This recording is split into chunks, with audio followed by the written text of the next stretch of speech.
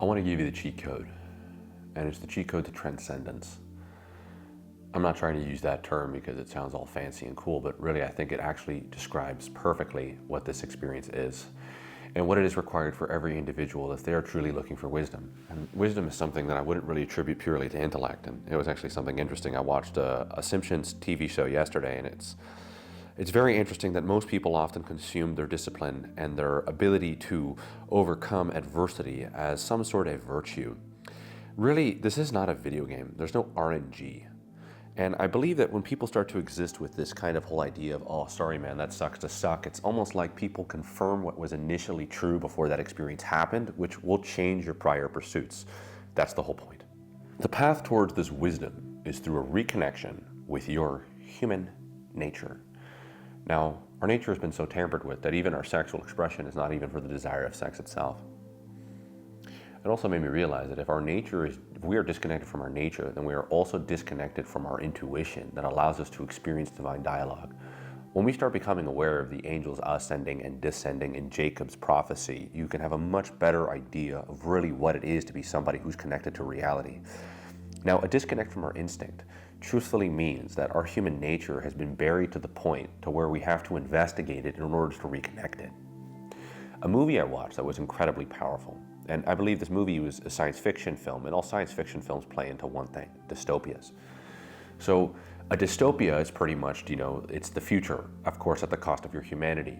And the technology has transcended the point of the necessity for human frailty, or perhaps some would even say human insecurity, inadequacy. We've transcended that. And we all know that that's the beginning of a horror movie. And it's like, well, when we watch it on film, we tend to go, that's a horror movie. But when we experience it ourselves, are you sure you're that connected to a realization that maybe you're experiencing that horror movie? The relevancy of that in your life is actually that it manifested itself in reality, and you're unaware of that even being true. Now that's really dangerous, and you're going to need an edge. Most people don't have an edge. They don't have something going for them, and most people are looking for power. Now, here's the problem with just looking for power. Well, then you're looking at your insecurities' projections of power, which is not power at all. In fact, actually, it's called validation.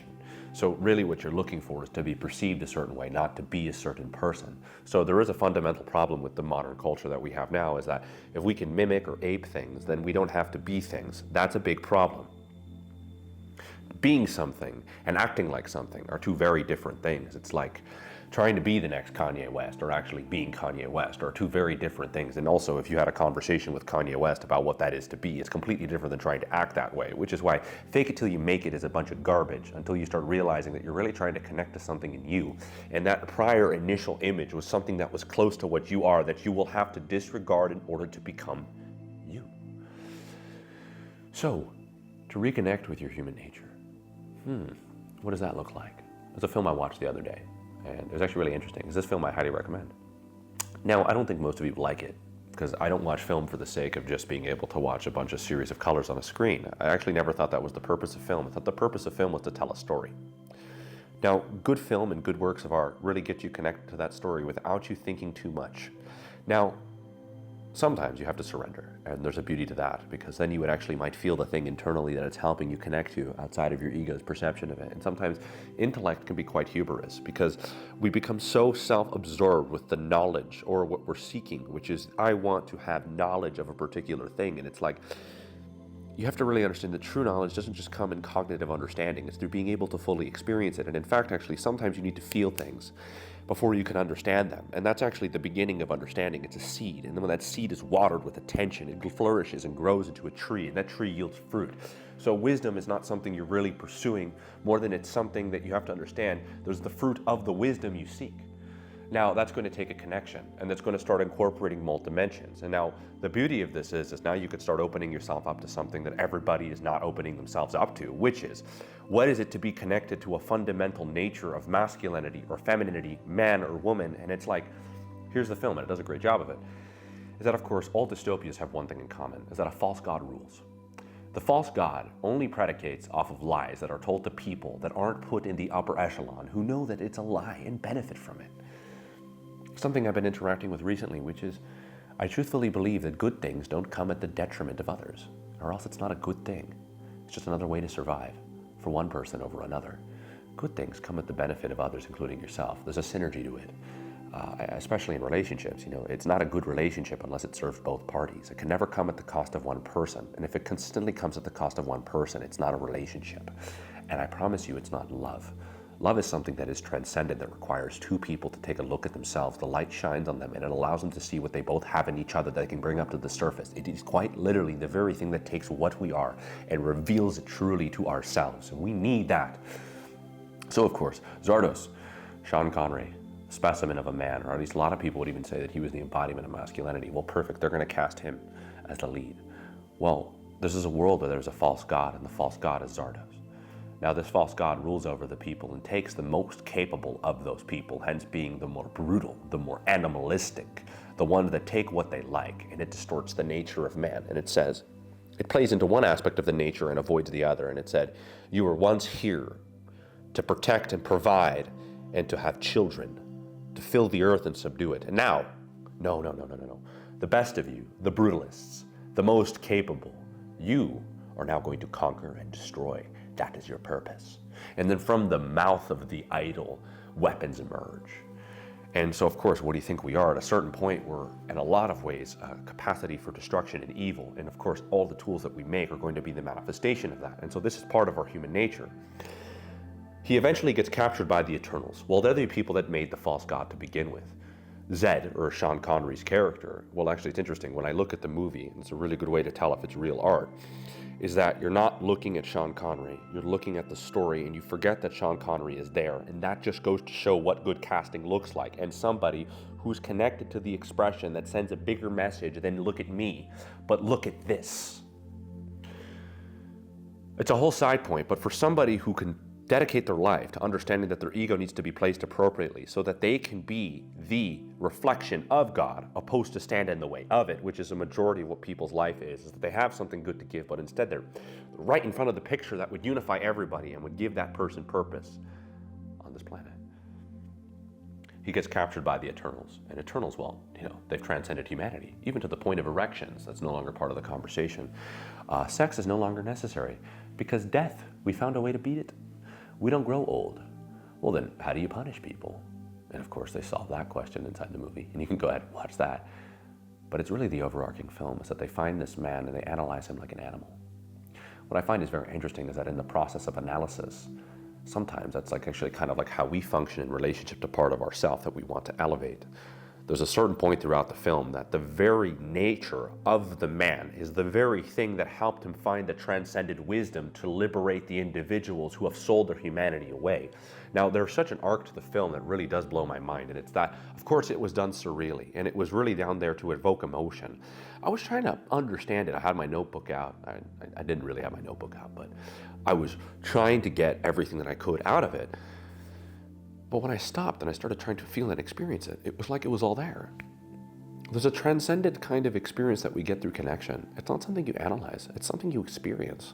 And when you experience it, knowledge is not what you seek, life is. The film taught me that, and that's what the whole film was about.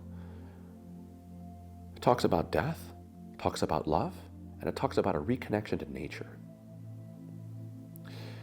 Sean Connery being the embodiment of the instinct that was separate from the intuition, separated the sex from the divine, and the whole film shows you that the divine aspect is going to be directly connected to sex.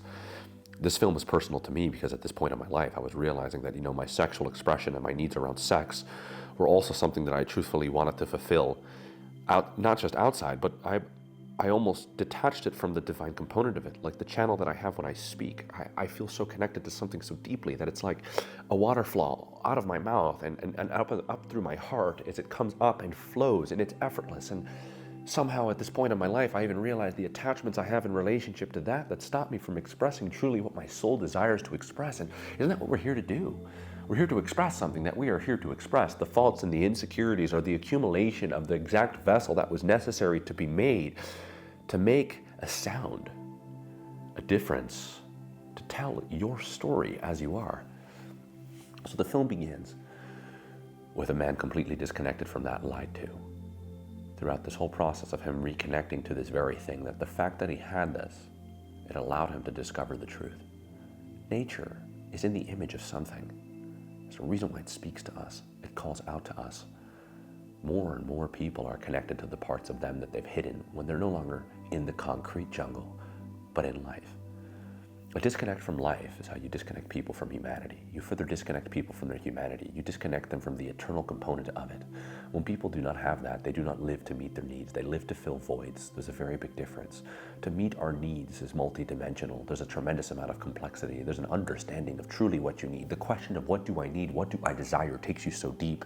And of course, even having the primal instincts, which is Sean Connery's character, really trying to jump onto the things that give him that satisfaction.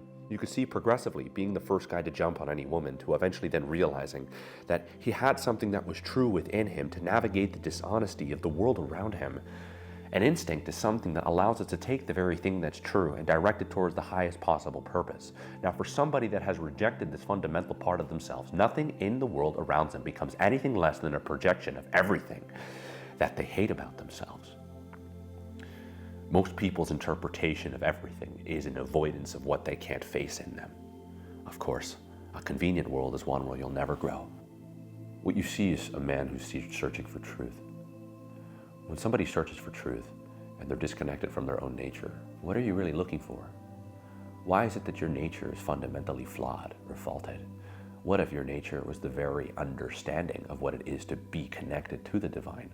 To take something like sex and to diminish it is exactly how you control a people, and that's exactly what they did. And every false god will have their own story to distort something about human nature that is completely and totally pure, and the very necessity to create the progression of life and you.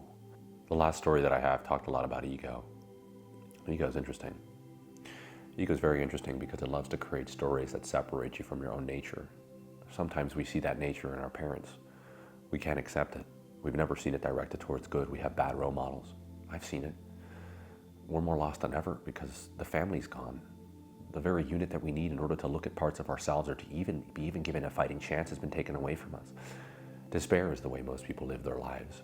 And if they're smart, they have really protective mechanisms. If they're smart, they have really elaborate protective mechanisms, and it's almost like it pushes them away from the thing that they want most.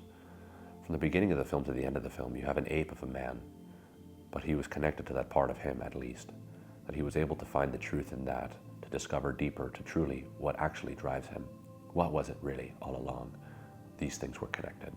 And he goes from, I guess you could say in a lot of ways, to the more juvenile instincts of a man to become somebody who's transcended to the point of wisdom, to incorporate back reality into a world that has wished it away. Actually, in fact, everything that you are is everything that's necessary to bring good into this world. The very nature that you have, and perhaps maybe your awareness of its depths, is going to be the very thing that allows you to bring its light. So much of us refuse to interact with the parts of us that challenge us the most. And somehow, in that process of challenging us the most, we find the truth within us that allows us to bring it into the world. Really, what are your pursuits connected to? There's something so important about sincerity of heart. It's the very thing that does not come at the detriment of others or even yourself. It becomes the very reason as to why you're here. And the reason why you're really here is to give with all of your heart, with all of your soul, and all that you possess. And now, can you really do that if you hold back everything that you have to give because of the story you tell yourself? I don't think you can.